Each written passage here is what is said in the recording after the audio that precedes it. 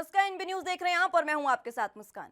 अफगानिस्तान में तालिबान रिटर्न्स। तालिबान कुछ इस तरीके से वापसी कर रहा है कि अब अफगानिस्तान के नजारे को देखकर डर लग रहा है। और इसी बीच अब चीन और पाकिस्तान तालिबान की सत्ता को मान्यता देने के लिए भी तैयार हैं। और अब तो रूस भी यही लाइन लेता दिख रहा है। रूस ने अफगानिस्तान की राजधानी काबुल पर कब्जा जमा चुके तालिबान के रवैये की सराहना की है। अफगानिस्तान में रूस के राजदूत दिमित्री झिरनोवा ने तालिबान के आचरण की तारीफ करते हुए उनके दृष्टिकोण को अच्छा, सकारात्मक और कामकाजी बताया है। उन्होंने कहा कि कट्टरपंथी इस्लामिक गुट ने पिछले 24 घंटे में काबुल को पिछले अधिकारियों की तुलना में अधिक सुरक्षित बना दिया है।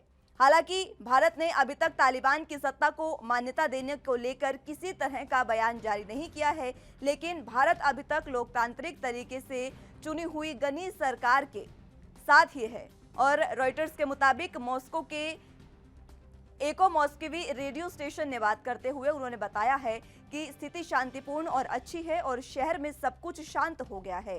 तालिबान की तरह अब काबुल में स्थिति जो राष्ट्रपति अशरफ गनी की तुलना में है वो बेहतर बताई जा रही है। तालिबान ने दुनिया को हैरान करते हुए बिजली की रफ्तार से अफगानिस्तान पर कब्जा तो जमा लिया। अब काबुल में दाखिल होते ही राष्ट्रपति अशरफ गनी देश छोड़कर भाग गए।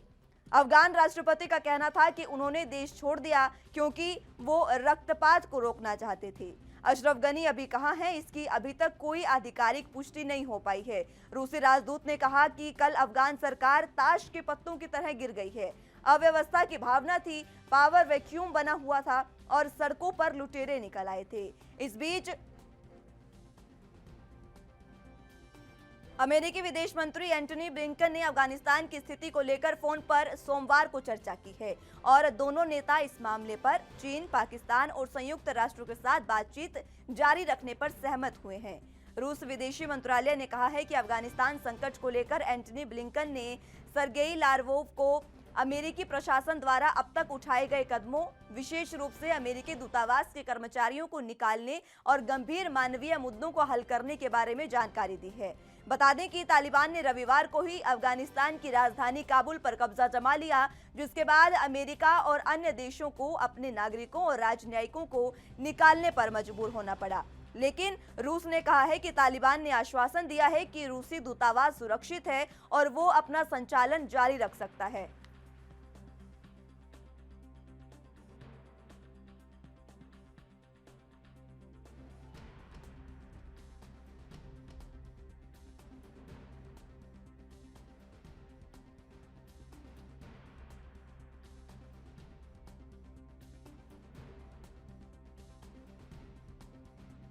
में आतंक का खेल एक बार फिर से शुरू हुआ है, जिसकी तस्वीरें आपके टीवी स्क्रीन पर है। आतंक इस कदर वहां पर बेखौफ हो चुका है, आतंक को बेखौफी कहेंगे वहां पर, क्योंकि हदें सारी पार कर दी गई है। शरिया कानून से महिलाओं में भी खौफ बरकरार है। आपको बता दें कि 90 के दशक में जिस तरीके से तालिबान वन कह सकते हैं, तालिबान के एक का जो शासन था उस समय में जो महिलाओं के साथ अत्याचार होते थे, तमाम चीजें होती थी, उसके बाद अब तालिबान टू रिटर्न्स यानी कि तालिबान रिटर्न्स।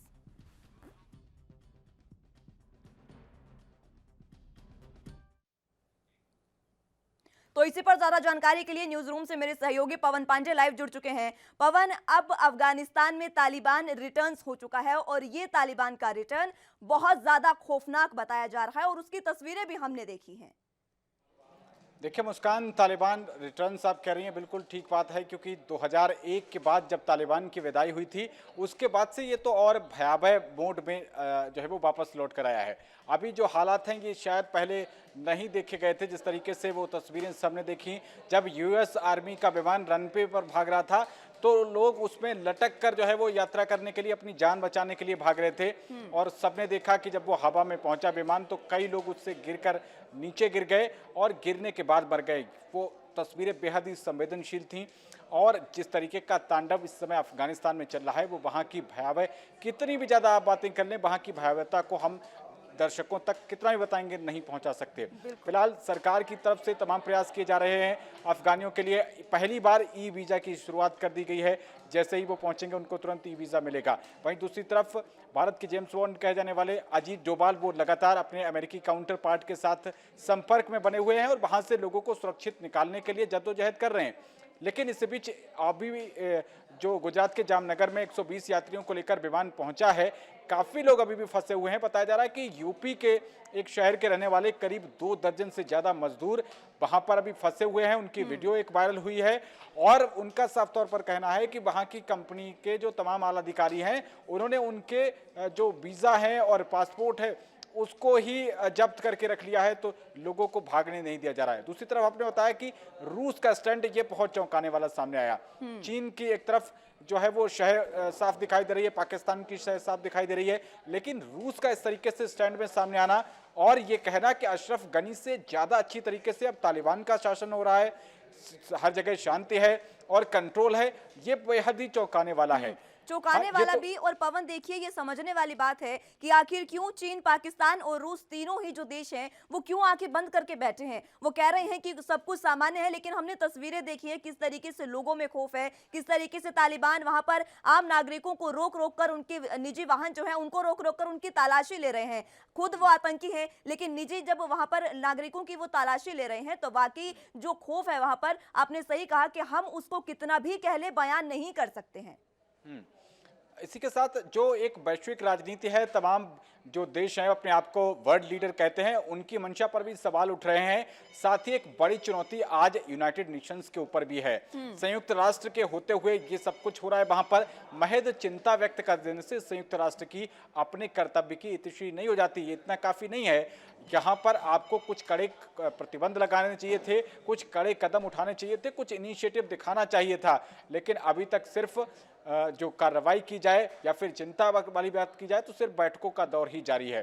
जैसा मैंने आपको बताया कि जो अपने आप को वर्ल्ड लीडर कहते हैं आज पल्ला झाड़ते हुए दिखाई दे रहे हैं। चाहे वो जो बाइडेन की बात की जाए, जो बाइडेन साफ तौर पर बता रहे हैं कि अशरफ गनी जो है वो वहां पर लड़े नहीं और उन्होंने आत्मसमर्पण कर दिया, एक तरीके से वो छोड़ के भाग गए। ऐसी स्थिति में हम अपने सैनिकों को वहां पर मरने के लिए नहीं छोड़ सकते थे। लेकिन 2001 में जब आप पहुंचे थे, 20 साल तक आप वहां पर रहे।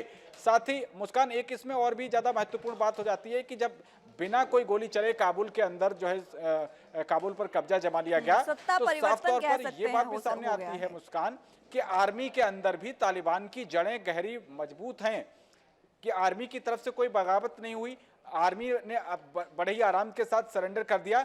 तो तालिबान की ये बहुत लंबी प्लानिंग चल रही थी। पता नहीं कि 20 साल से जो अमेरिका वहां पर अमेरिकी सैनिक तैनात थे वो तालिबान को रोक रहे थे या फिर तालिबान को पनपने में मदद कर रहे थे। ये भी एक बड़ी बात मुस्कान सोचने लायक है। और पवन, सोचने वाली बात तो ये है कि अब अमेरिका जो ये बात कह रहा है कि अशरफ गनी ने वहां पर पूरे तरीके से सही स्थिति को संभाला नहीं है, इस वजह से ये तमाम स्थिति बनी है। समझने वाली बात ये है कि आखिर अमेरिका ने अपने वहां से सभी सैनिकों को पहले ही क्यों बुलाया। अगर अमेरिका वहां पर मौजूद रहता तो तालिबान का कब्जा ही नहीं होता। एक हफ्ते के अंदर स्थिति किस तरीके से बदली है, हर एक दिन में हमने देखा, हर एक राज्य, हर एक वहां पर जिले पर कब्जा किया जा रहा था। और जब हम यहाँ पर आजादी का दिवस मना रहे थे, वहां पर अफगान में काबुल पर कब्जा कर लिया गया। हम आजादी का दिवस मना रहे थे और वो लोग बंदिशों में जकड़े जा रहे थे। अभी भी बहुत सारे, अगर भारत के लिहाज से देखें तो मुस्कान, बहुत बड़ा इन्वेस्टमेंट भारत सरकार की तरफ से अफगानिस्तान में किया हुआ है। चाहे वो DRDO प्रोजेक्ट की बात हो और तमाम कई ज़्यादा बंदरगाहों पर है, वहाँ पर गैस पाइपलाइन को लेके और तमाम बहुत भारी भरकम करीब $9 बिलियन का इन्वेस्टमेंट वहाँ पर किया गया है।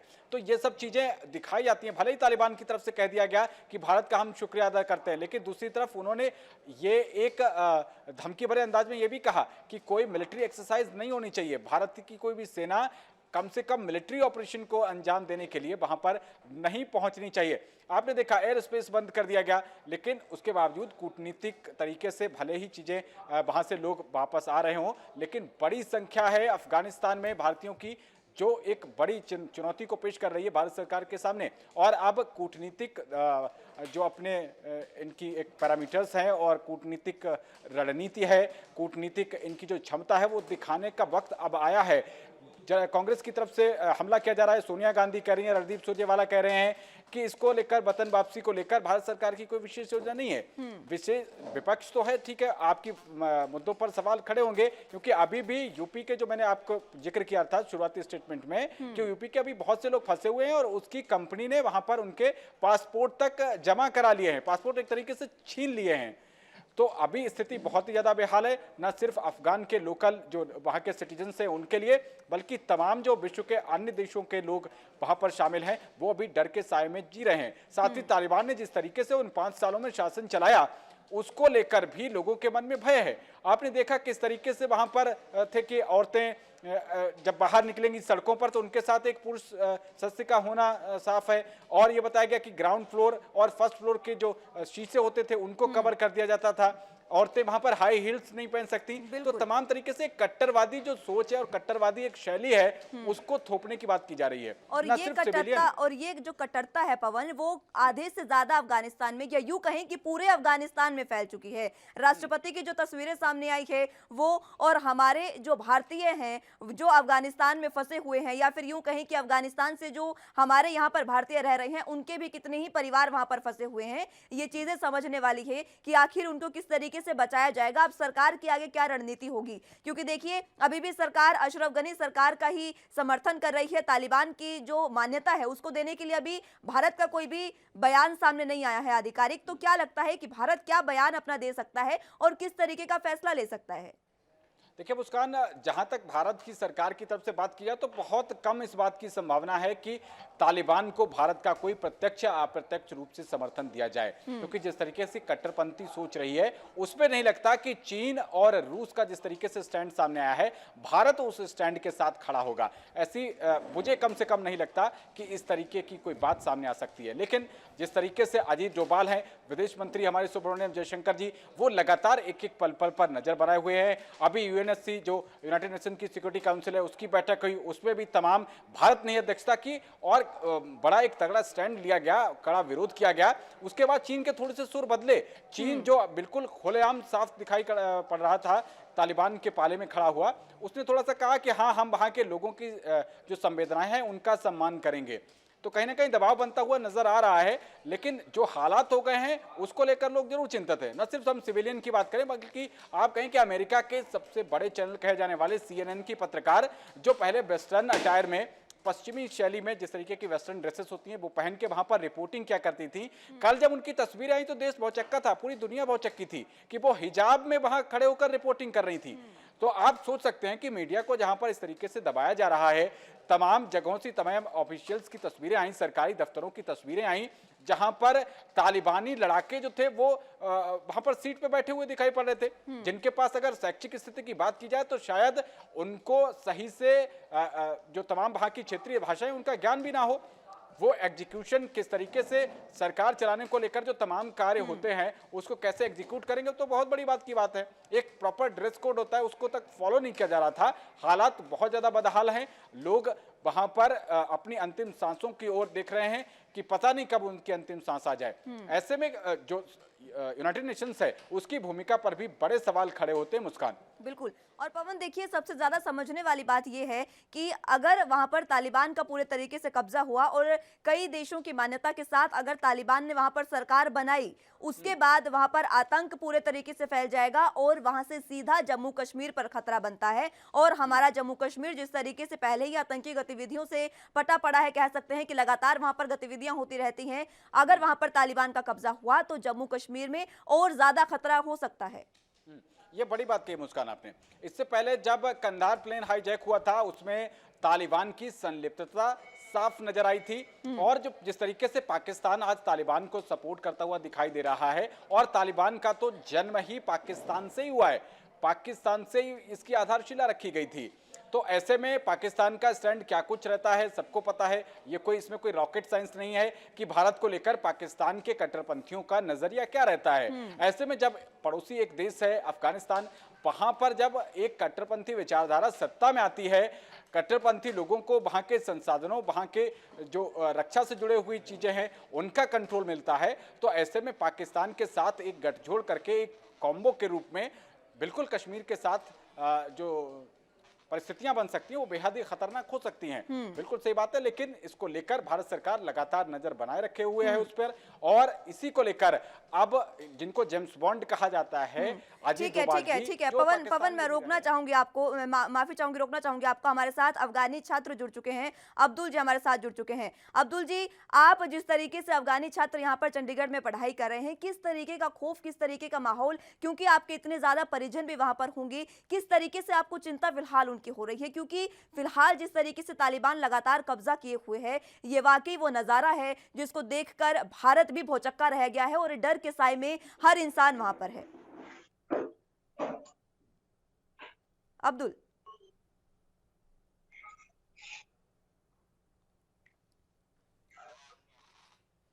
अब्दुल, आवाज मिल पा रही है आपको? चलिए, आवाज उन तक नहीं पहुंच पा रही है। एक बार फिर से उनको जोड़ने की कोशिश करेंगे। मैं पवन आपके पास एक बार फिर से आना चाहूंगी। देखिए, अफगानिस्तान में जिस तरीके का फिलहाल मंजर है वो देखना, अभी ये देखना काफी दिलचस्प होगा कि कौन कौन से देश वहां पर उनको उनको मान्यता देते हैं, क्योंकि 3 ऐसे देश हैं जिन्होंने अभी तक मान्यता दे दी है। मैं लौटूंगी पवन, लेकिन फिलहाल वक्त एक छोटे से ब्रेक का है, फौरन हाजिर होंगे।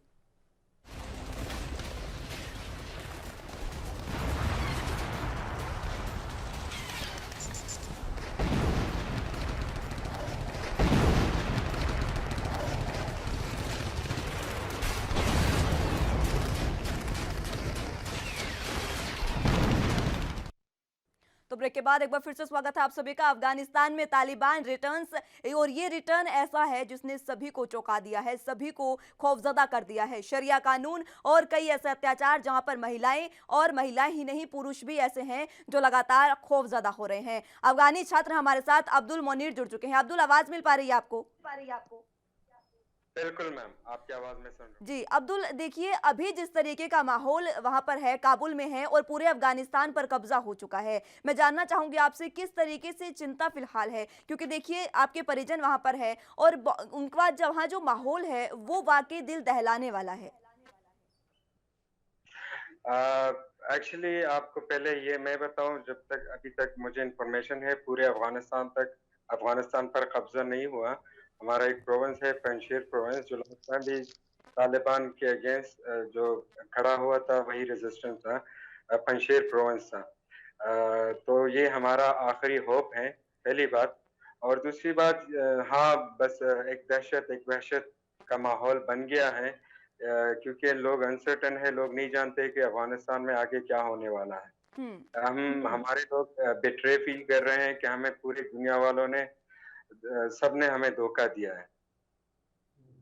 धोखा, वाक़ई ये कह सकते हैं आपके धोखा दिया है अब्दुल, क्योंकि देखिए, जिस तरीके से फ़िलहाल की स्थिति है, अमेरिका वहाँ से जाता दिखाई दे रहा है और वहाँ की जो स्थिति है, आपके परिजनों से आपकी बात होती होगी, क्या कुछ फ़िलहाल स्थिति है और कब तक आपकी बात होती है? क्योंकि देखिए, अभी जो वहाँ की स्थिति है वो जानना बेहद ज़रूरी है और हम आप ही के ज़रिए वहाँ से जान सकते हैं। मैम, आपकी वहाँ की स्थिति जो मैं फैमिली से या रिश्तेदारों से मैं जो जानकारी लेता हूँ या दोस्तों से, सब अनसर्टन है। बस मुझसे यही पूछते हैं कि इंडिया कैसे हम आ सकते हैं, आप इंडिया का वीजा कैसे हमें मिलेगा, वीजा में अगर इंडिया हम पाएंगे तो हम अफोर्ड कैसे कर पाएंगे यहाँ रहना। और साथ आपने जैसे एयरपोर्ट में देखे कुछ अनफॉर्चुनेट इंसिडेंट हुए हैं, हुँ। आप उससे अंदाजा लगा सकते हो कि अफगानिस्तान के लोग कितने डेस्परेट हैं, मौत को तरजीह देते हैं, ना कि ऐसे एक हालात में जिए।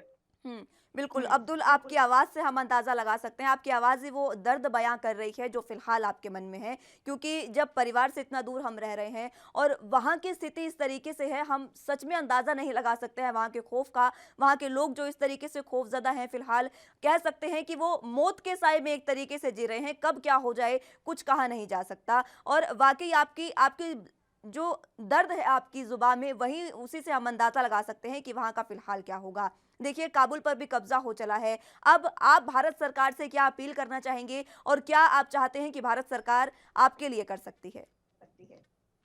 एक्चुअली मैं भारत सरकार से बाद में सवाल करूंगा, पहले हिंदुस्तान के लोगों से मैं सवाल करूंगा और रिक्वेस्ट करूंगा कि, क्योंकि यही इंडिया के इज्जतमंद लोग ही सरकार बनाते हैं, पहले शायद अफगान रिफ्यूजी आना शुरू हो जाएं इंडिया में और उनको शायद घर चाहिए होगा, वो बहुत दरबदरी के हालात में होंगे, वो सब कुछ छोड़ के आते होंगे।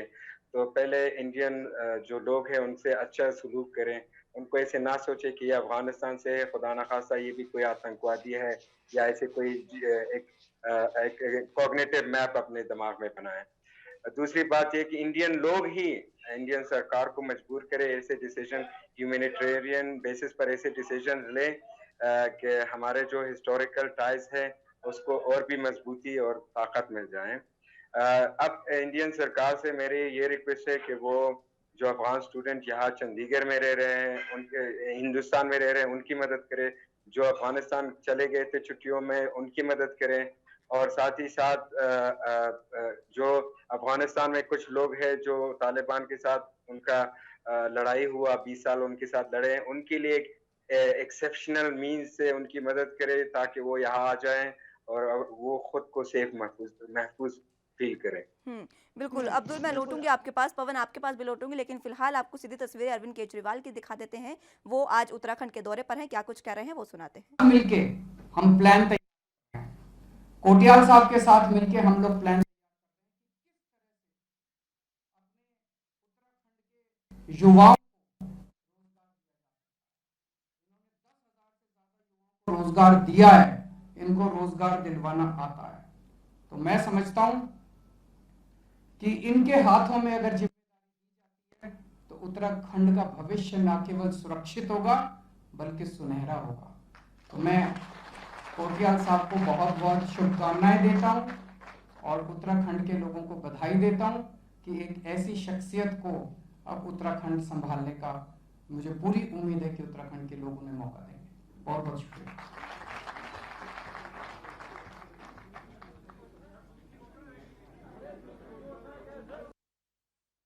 तो अरविंद केजरीवाल को आप सुन रहे थे। जैसे कि हमने आपको सुबह ही बताया था, अरविंद केजरीवाल ने अब उत्तराखंड में ऐलान कर दिया है सीएम पद का चेहरा सेना से रिटायर्ड कर्नल अजय कोठियाल होंगे। फिलहाल वापस मुद्दे की ओर रुख कर लेते हैं। अफगानिस्तान में तालिबान रिटर्न्स, हमारे साथ अब्दुल भी मौजूद हैं और हमारे साथ पवन पांडे भी मौजूद हैं। पवन, आपके पास आना चाहूंगी। आपने तमाम बातें सुनी हैं। देखिए अब्दुल की उनकी जो बातें हैं उसमें वो दर्द है, जो कह सकते हैं कि वहाँ के लोगों के मन में जो टीस है वहाँ की सरकार के लिए, और सबसे ज़्यादा तो वहाँ के राष्ट्रपति अशरफ गनी के लिए, जो वहाँ की जनता को इस तरह से छोड़कर वहाँ से भाग गए हैं और अभी तक नहीं पता कि वो कहाँ गए हैं। बिल्कुल मुस्कान, ठीक कह रहे हैं आप, और इनका दुख भी जायज़ है। जब अपने लोग लगातार संकट में हो, ये ना पता हो कि आगे कब क्या कुछ हो सकता है उनके साथ, ऐसे में भावनाएं ऐसी हो ही जाती हैं। और जिस टोन में वो बात कर रहे थे उससे उनका दर्द समझा जा सकता है। लेकिन भारत सरकार उनके साथ लगातार कंधे से कंधा मिलाकर खड़ी हुई है और तमाम रेस्क्यू ऑपरेशंस लगातार चलाए जा रहे हैं। भारत में वो हैं, वो यहाँ सुरक्षित एकदम महफूज हैं, उनके हितों को कोई खतरा नहीं है। लेकिन वहाँ पर अफगानिस्तान में जो स्थिति है, जो अशरफ गनी को लेकर वो बात कर रहे थे, उनकी पीड़ा जायज़ है क्योंकि बिना लड़े उन्होंने सत्ता सौंप दी। ये जरूर चौंकाने वाली बात रही। मीडिया में तो खबरें इस तरीके की भी आ रही हैं कि कहीं कुछ एक सेटअप था। आरोप अब ये लगने शुरू हो गए हैं कि कहीं अब ये जो नई सरकार आने वाली है, तालिबान का जो एक है, कहीं इसके पीछे उन्हीं की बैकिंग थी। लगातार वैश्विक बिरादरी के जो बड़े नेता हैं, जिसमें अमेरिका के राष्ट्रपति हो गए जो बाइडेन, उन्होंने भी साफ तौर पर इन्हीं पर निशाना साधा कि आपने बिना लड़े, बिना एक भी गोली चले आपने सत्ता सौंप दी। ये बिल्कुल भी हजम नहीं हुआ, क्योंकि जितने भी सत्ता संघर्ष, जितने भी तख्ता पलट हुए हैं, कम से कम वहां का राजा कई जगह तो लड़ते हुए मारा गया और कई जगह उसने संघर्ष के बाद जो है वो बंदी बना लिया गया। लेकिन यहाँ पर तो स्थिति बिल्कुल अलग रही। एक तरीके से गिफ्ट की जो प्लेट थी उसमें आपने सजाकर अफगानिस्तान की सत्ता सौंप दी जाहिर तौर पर, क्योंकि आर्मी के लोगों ने सरेंडर कर दिया। आर्मी की प्रवृत्ति ऐसी नहीं होती है आमतौर पर, और आर्मी को डिजाइन ही इस तरीके से किया जाता है, उनका प्रशिक्षण ही इसी तरीके से होता है कि वो अंतिम सांस तक लड़ते रहें। लेकिन उनका घुटने टेकना कहीं ना कहीं इस बात को लेकर इशारा कर रहा था कि उनको ऊपर से कुछ निर्देश दिए गए थे कि उनको इसी तरीके से आगे जो है चलना है। ऐसा लग रहा था कि एक स्क्रिप्ट लिखी हुई है और सब लोग अपने अपने किरदार निभा रहे थे। बिल्कुल बिल्कुल पवन, मैं लौटूंगी आपके पास। अब्दुल, आपके पास आना चाहूंगी। देखिए जिस तरीके से 90 के दशक में जो तालिबान का शासन था, बहुत मुश्किल से जो पिछले 20 साल हैं, बहुत मुश्किल से वहां पर तालिबान और अमेरिका के बीच जो जंग हुई, उसके बाद अमेरिका ने वहां पर कब्जा किया है, यूं कह लीजिए कि अमेरिका के समय में बहुत अच्छा शासन वहां पर रहा। लेकिन मैं आपसे जानना चाहूंगी 90 के दशक में आखिर वो किस तरीके के हालात बनते थे, वो मैं आपसे जानना चाहूंगी, चाहे वो महिलाओं के लिए हो चाहे वो पुरुषों के लिए। 90 के दशक में जब तालिबान का शासन था वहां पर, उस समय किस तरीके के हालात थे? पहले मैं अपने फ्रेंड के बातों में कुछ अलावा करना चाहता हूँ। मैं उनसे रिस्पेक्ट हम्बली डिसएग्री रखता हूँ। मेरा इशारा दुनिया की सरकारों से था, हमारे सरकार से नहीं था। दुनिया की सरकारों ने हमें दगा दिया। दूसरी बात ये कि हमारे प्रेसिडेंट गनी, देखो जो मुल्क फाइनेंशियली दूसरे मुल्क पर डिपेंड रहता है, दूसरे सरकारों पर डिपेंड रहता है, तो वो फौज में भी तैनात और जो गुड गवर्नेंस के हिस्से में जो तैनात करते हैं, उनके ही इशारों पर करते हैं। फिर वही लोग उनको हमारे प्रेसिडेंट को उन्हीं लोगों ने बदनाम किया, फिर उसको एक ऐसे फोर्सफुली उसको मजबूर किया वो जाए। एक्चुअली उसने रिजाइन भी नहीं दिया हम्म। और उसको तालिबान उनको कंटिन्यूसली वार्निंग दे रहे थे कि आप लेजिटिमेट सरकार नहीं हो, हम आपके साथ ट्रांजिशन गवर्नमेंट के तहत आपसे डील नहीं करेंगे, आपको या काबुल को विरा करके हम अर्क पहुंचेंगे जो प्रेसिडेंशियल पैलेस है, या तो आपको अफगानिस्तान छोड़कर जाना होगा। तो उसने यही सलाह देगा कि उसके साथ इतना बड़ा दगा हुआ है, इतना बड़ा धोखा हुआ है, क्योंकि वो सब जानते हैं कि वो आप अगर जो बड़े इलीट सर्कल हैं उनको वो सच्चाई जानते हैं, लेकिन एक ऐसी लोग ऐसे पावर इसमें इन्वॉल्व है कि ये सच्चाई दुनिया वालों को नहीं बयां कर पा रहे हैं, क्योंकि उनको लगता है कि शायद फ्यूचर में इनके लिए कोई प्रॉब्लम क्रिएट ना हो जाए, तो वो सच्चाई बयान करने से झिझकते हैं। तो ये एक बहुत बड़ी कंस्पिरेसी आगे चल रही है कि सारा जो मलबा है वो प्रेसिडेंट गनी पर डालें, और बीच में जो गद्दार लोग थे वो अभी भी या सत्ते में है या वो देश छोड़कर चले गए, क्योंकि उनको एक ड्रामा प्ले करना था, उन्होंने प्ले कर दिया। और रही बात हमारी फौज की, हमारी फौज, हमारे पास असलहा भी ना हो, पत्थर भी हो, कुछ भी ना हो, हम हाथ से लड़ते हैं, लेकिन देश को ऐसे किसी के हवाले नहीं करते। ये हमारा तारीख है, तारीख में नहीं है, ये हमारे वैल्यूज में नहीं है, ये हमारे कल्चर में ही नहीं है। तो हम इसीलिए ये फील कर रहे हैं कि गद्दार थे, बहुत बड़े बड़े गद्दार थे जो जो इस कंस्पिरेसी में इन्वॉल्व थे। लेकिन मैं जरूर, आप ये मेरे इंटरव्यू का आप याद रखें, आपको फ्यूचर में जब ये टाइम आएगा कि ये बड़े बड़े सीक्रेट रिलीज हो जाए, उस समय आपको पता चल जाएगा कि सच्चाई क्या थी। और बिल्कुल, अब्दुल, हो सकता है क्योंकि देखिए अभी जो तस्वीरें वहां पर देखने को मिल रही है वो यही है कि अशरफ गनी वहां से चले गए हैं। उन्हीं तस्वीरों को देखते हुए मेरे सहयोगी पवन पांड्या ने ये तमाम बातें कही। लेकिन हो सकता है कि आपके परिजन वहां पर है, जो तमाम बातें वहां की हैं, अंदरूनी जो बातें हैं वो आपके पास आ रही हैं, और वो हो भी सकता है कि सच हो। और वाकई ये देखने वाली बात होगी, अगर इस तरीके की कोई बात सामने आती है तो वाकई ये देखना काफी अहम होगा। बहुत शुक्रिया अब्दुल, आपने इतना समय हमारे लिए निकाला और तमाम बातें हमें बताई है, और काफ़ी अंदरूनी ये बातें हैं। पवन, आपका भी बहुत शुक्रिया हमारे साथ जुड़ने के लिए और तमाम जानकारी के लिए। फिलहाल यहाँ वक्त एक छोटे से ब्रेक का है, फौरन हाजिर होंगे।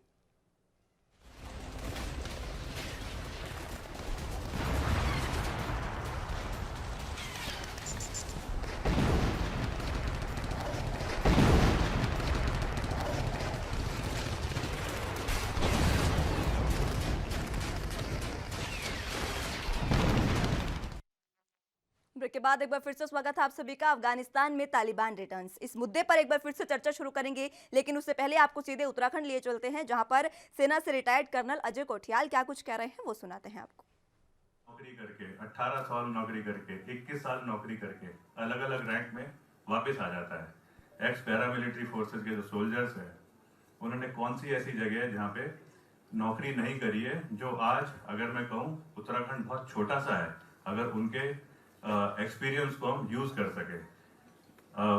कहीं पे बहुत बड़ी आपदाएं आती हैं, वहाँ पे ये लोग लोगों को बचाने के लिए जाते हैं। लॉ एंड ऑर्डर ये लोग यकीन करते हैं, समाज में काम करना ये लोग यकीन करते हैं।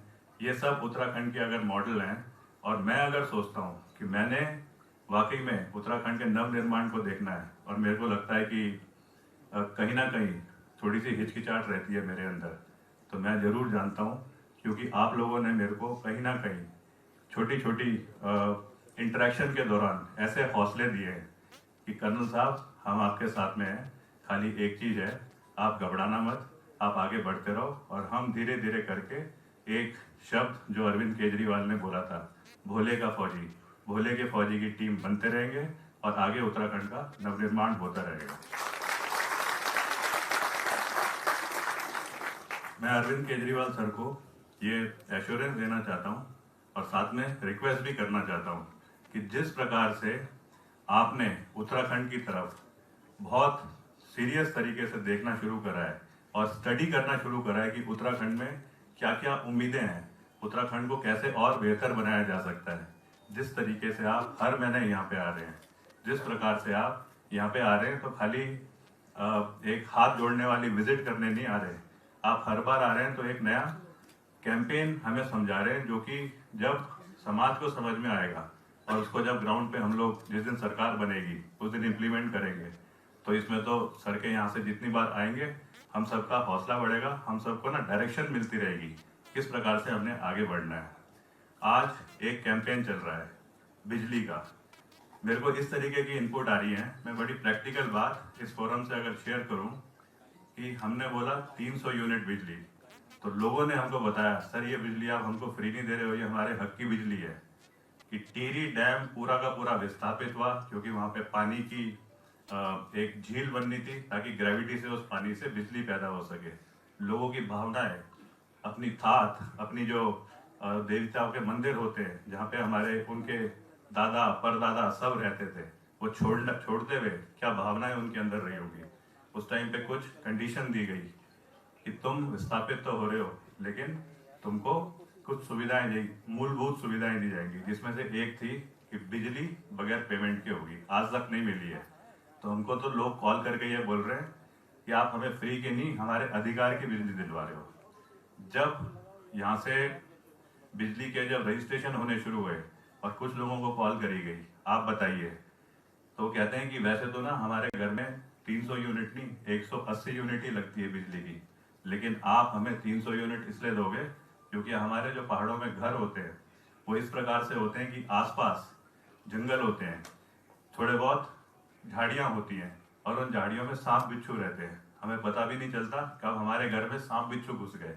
हमारे घर के सामने छोटा सा बरामदा होता है, बच्चा वहाँ पे खेल रहा होता है, अचानक बाघ आता है और बच्चे को उठा के लेके चले जाता है।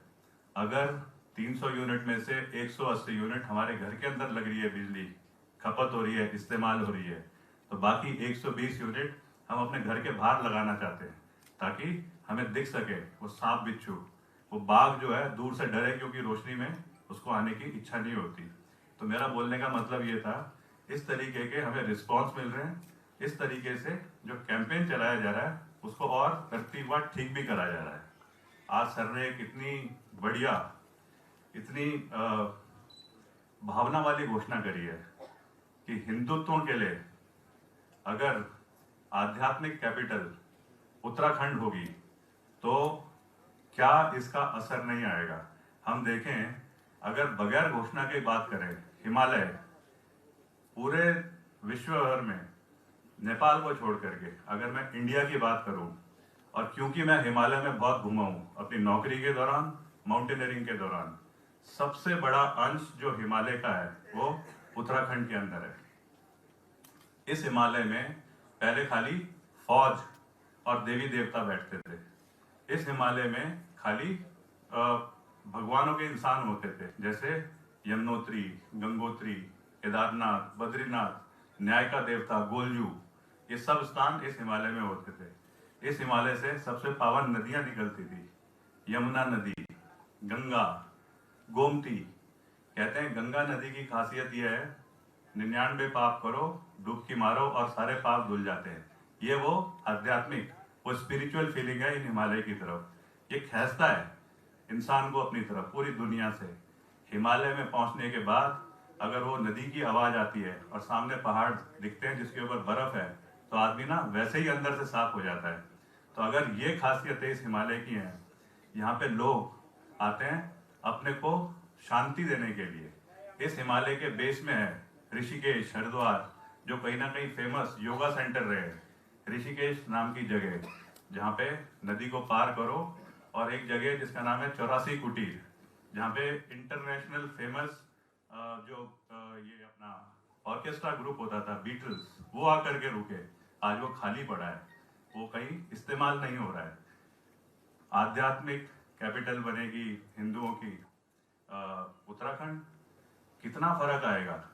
आज चलिए अब वापस मुद्दे की ओर लौटते हैं। अफगानिस्तान में तालिबान रिटर्न्स, ये तालिबान रिटर्न्स पहले से ज्यादा खौफनाक और पहले से ज्यादा भयानक है। हालांकि तालिबान कई बयान ऐसे जारी कर रहा है कि वहां पर लोगों को डरने की जरूरत नहीं है, लेकिन स्थिति जो देखी जा रही है, वहां के लोगों में खौफ जो देखा जा रहा है, उससे साफ साफ अंदाजा लगाया जा सकता है कि शरिया कानून से महिलाओं में भी खौफ लगातार पैदा हो रहा है। और अब इस बीच इन तमाम चीजों से अंदाजा लगाया जा सकता है कि तालिबान जो है वो पहले से ज्यादा कट्टर होकर अफगान पर कब्जा कर रहा है। आपको बता दें कि वहां पर आम नागरिक जो वहां पर रहने वाले हैं, उनकी लगातार तलाशी ली जा रही है। ऐसी तस्वीरें भी सामने आ रही है और तस्वीर वो बहुत ज्यादा दुर्भाग्यपूर्ण थी जिसको हमने देखा कल, जहां पर एयरपोर्ट पर किस तरीके से, कंधार एयरपोर्ट पर जहां की तस्वीरें हमने देखी, लोग इतने खौफजदा हैं कि वहां पर आपस में लड़ झगड़ रहे हैं। वो लोग आपस में मात्र एरोप्लेन पर चढ़ने के लिए, विमान में चढ़ने के लिए वो एक दूसरे से लड़ झगड़ रहे हैं। और इस बीच हमने ये भी देखा कि पहिए से किस तरीके से लोग लटके। और ये काफ़ी दुर्भाग्यपूर्ण घटना कि जैसे ही विमान ने टेक ऑफ किया वैसे ही 2 लोगों की मौत की पुष्टि इस पर हुई है। ये काफ़ी दुर्भाग्यपूर्ण बताया जा सकता है क्योंकि तालिबान का खौफ ही इस कदर वहां पर लोगों में है। और सिर्फ लोगों में ही नहीं, सबसे ज़्यादा अगर कोई खौफजदा है वहां पर तो वो वहां की महिलाएं हैं। वो इसलिए क्योंकि तस्वीरें सामने आई है, शरिया कानून लागू करने के बाद तालिबान ने कह दी है कि जल्दी शरिया कानून लागू होगा। और अगर शरिया कानून लागू होता है तो महिलाएं एक बार फिर से बंधक बन जाएंगी अपने घरों में। शरिया कानून के तहत महिलाएं ना तो अकेली घर से बाहर निकल सकती हैं, अगर वो बीमार हैं, उन्हें अस्पताल भी जाना है तो वो किसी पुरुष के बिना घर से बाहर नहीं निकल सकती हैं। उन्हें तालिबान के अकॉर्डिंग या फिर आप यूँ कहें कि शरिया कानून के अंतर्गत उन्हें घर में मरना मंजूर है, लेकिन वो बिना पुरुष के घर से बाहर अस्पताल नहीं जा सकती हैं। इस तरीके की स्थितियां हो जाएंगी। अभी हमने हाल ही में तस्वीरें भी देखी हैं जब अफगानिस्तान में जो स्थितियां फिलहाल हैं, वहाँ के पार्लर्स में जहाँ पर भी महिलाओं की तस्वीरें थी उस पर पेंट कर दिया गया है। और यही दिखाता है कि तालिबान ने एक बार फिर से कट्टरपंथी करना शुरू कर दिया है। और ये कट्टरपंथी, इसी से लोग खौफजदा हैं, इसी से लोग खौफ में हैं, डरे हुए हैं, डर के साए में लोग वहां पर जी रहे हैं। और यही वजह है कि वहां पर लोग इस तरीके से लड़ झगड़ रहे हैं और लगातार वो लोग वहां से निकलने की कोशिश कर रहे हैं।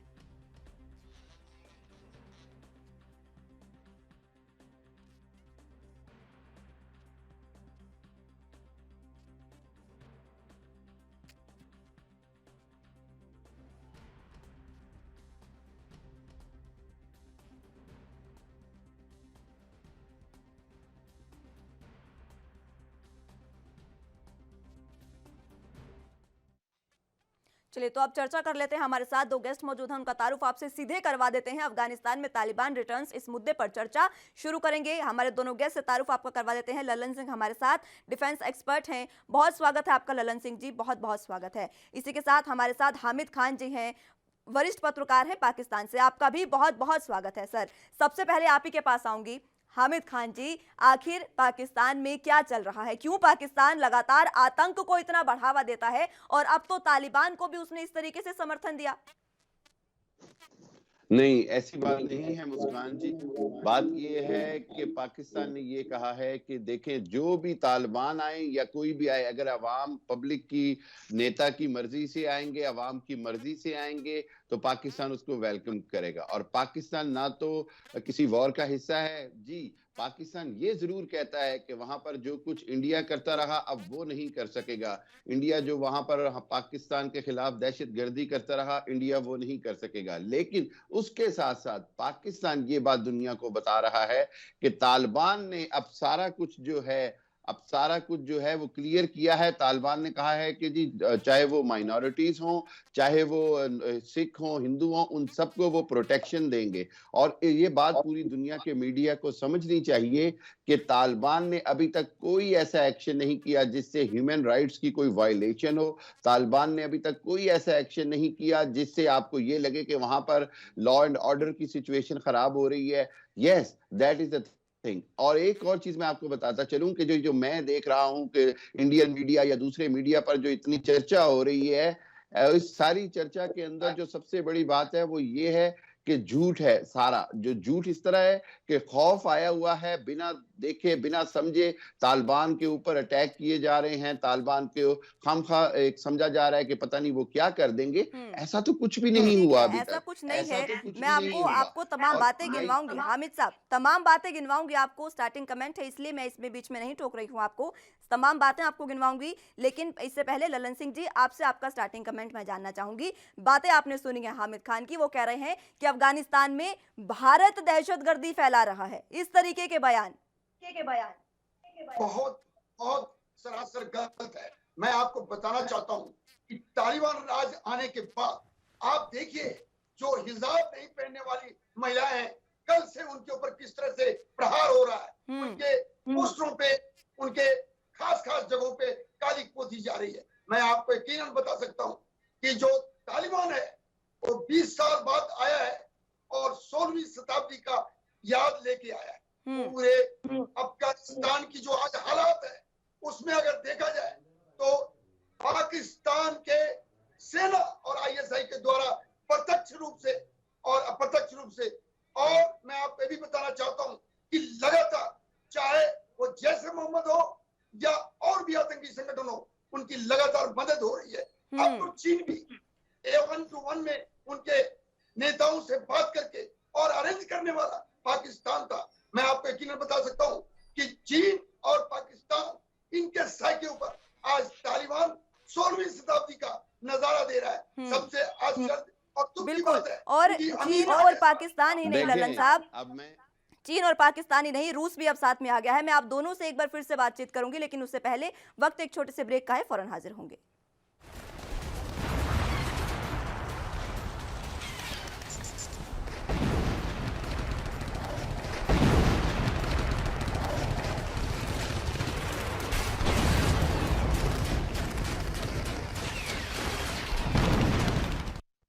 ब्रेक के बाद एक बार फिर से स्वागत है आप सभी का। सीधे गेस्ट की ओर रुख कर लेते हैं हामिद खान साहब।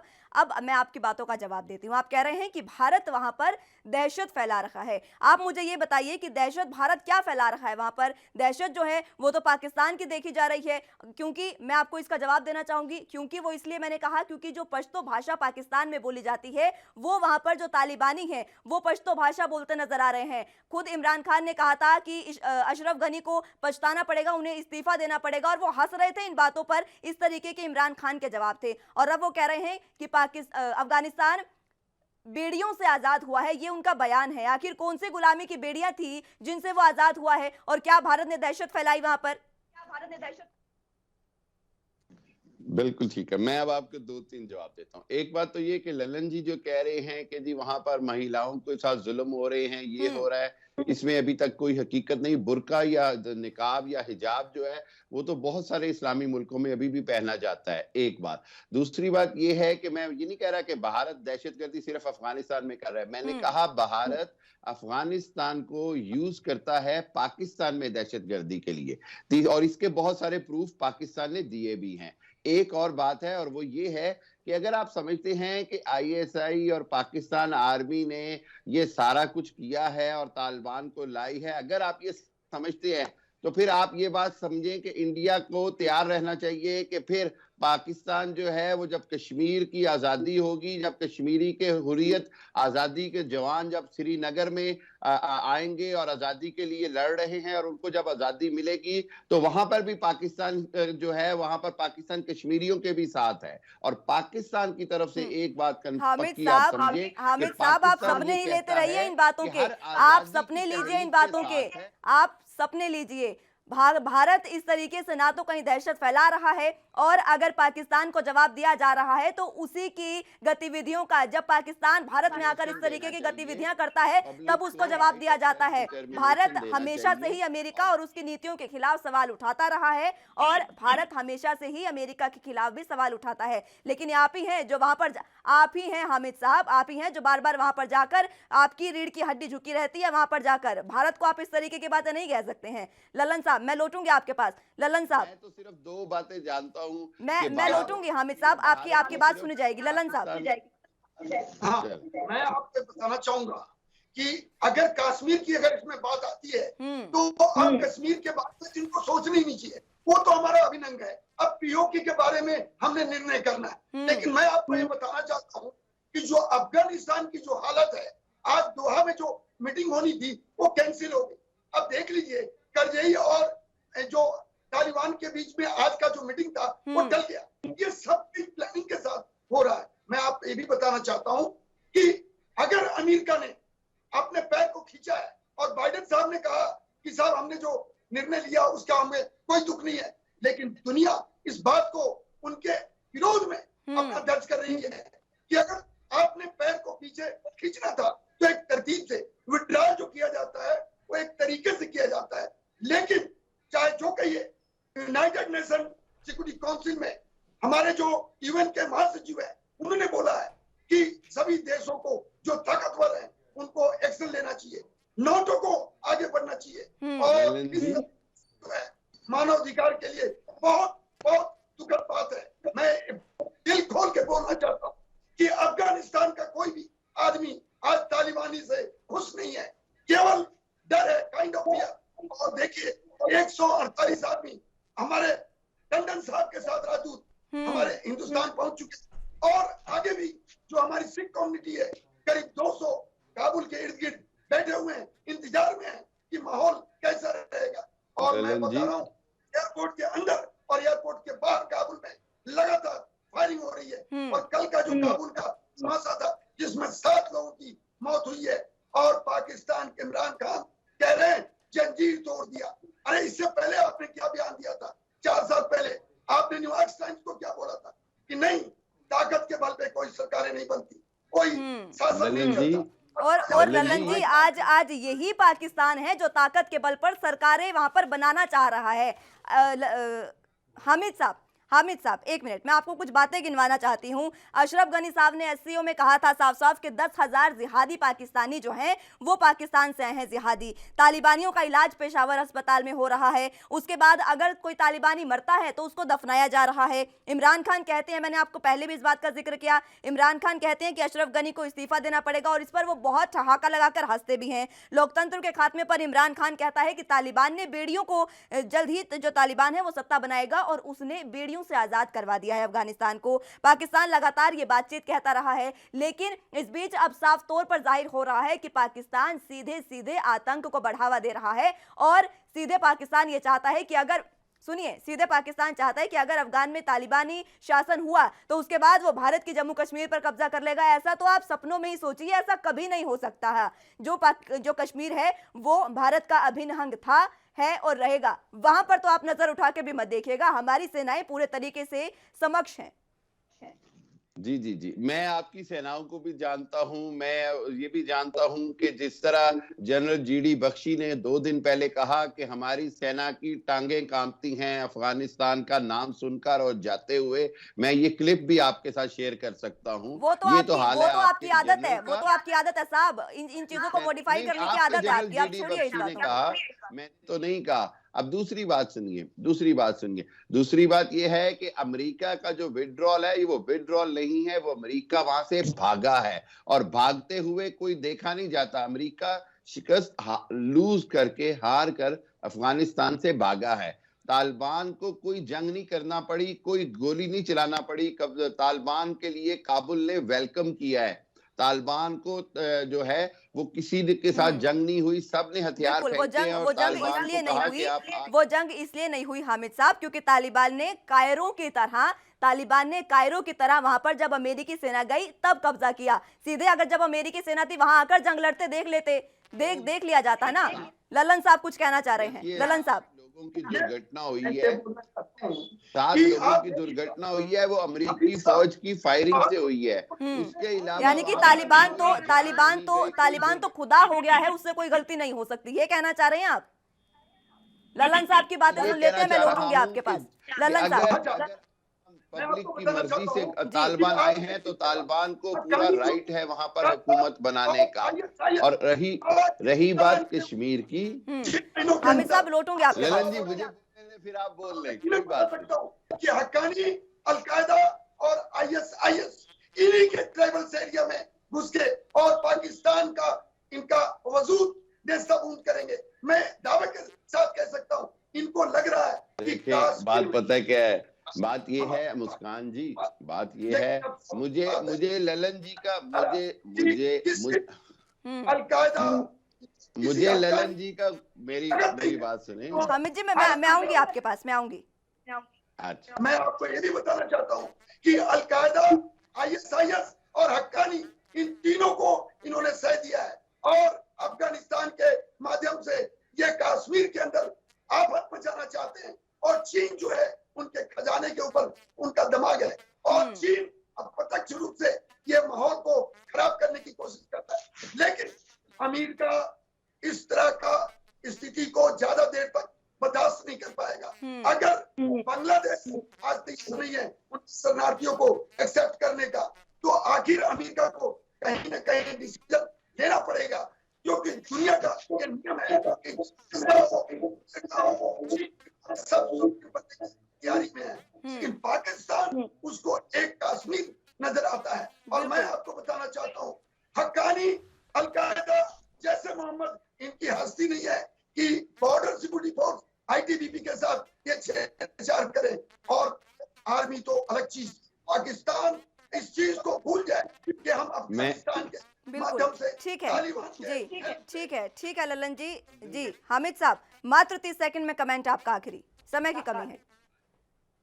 ठीक है, ललन जी की बात से मुझे सिर्फ एक बात समझ आई है कि ललन जी भी उसी ग्रुप का हिस्सा हैं जिन सब की अब टांगें कांप रही हैं, ये सोच कर के अब काबुल के बाद श्रीनगर की बारी है, तो श्रीनगर तो आजाद होना ही है। वो पाकिस्तान भी करवाएगा, वो तालिबान भी करवाएंगे। आपकी एक बात, आप इनकी बातों का जवाब दूं ना अगर, तो थोड़ा ही समय बचा है हामिद साहब, थोड़ा ही समय बचा है। उसके बाद आप ही कटोरा लेकर कभी चीन के पास, कभी रूस के पास, कभी अमेरिका के पास ऐसे जाते नजर आएंगे और फिर आप कहेंगे कि हमें तो खदेड़ दिया गया है पीछे, हमें तो हटा दिया गया है, हमें तो हमसे तो किनारा कर लिया गया है। पाकिस्तान इस तरीके की हरकतें करता है, हमने देखा है। ठीक है, बहुत बहुत शुक्रिया आप दोनों का, बहुत बहुत शुक्रिया ललन सिंह जी और बहुत बहुत शुक्रिया हामिद जी हमारे साथ जुड़ने के लिए और अपना कीमती समय हमें देने के लिए। लेकिन ये जो जाहिर है कि वहां पर अगर कब्जा हुआ है अफगानिस्तान में तालिबान का, तो वो सीधे सीधे पाकिस्तान की ही हरकत है और पाकिस्तान ने कायरो की तरह वहां पर घुसकर कब्जा किया है। और अब पाकिस्तानी पत्रकार हमारे साथ जुड़े, वो कह रहे हैं कि ये वहां के लोगों की ही जो कह सकते हैं कि लोगों ने चाहा है वहां पर उनको, तभी वहां पर काबुल पर कब्जा हुआ है। लेकिन वाकई ये आपकी कायराना हरकत है और ये दिख रही है। बहुत शुक्रिया मेरे साथ जुड़ने के लिए। फिलहाल इस बुलेटिन में बस इतना ही। अब जुड़े रहिए NB न्यूज के साथ। नमस्कार।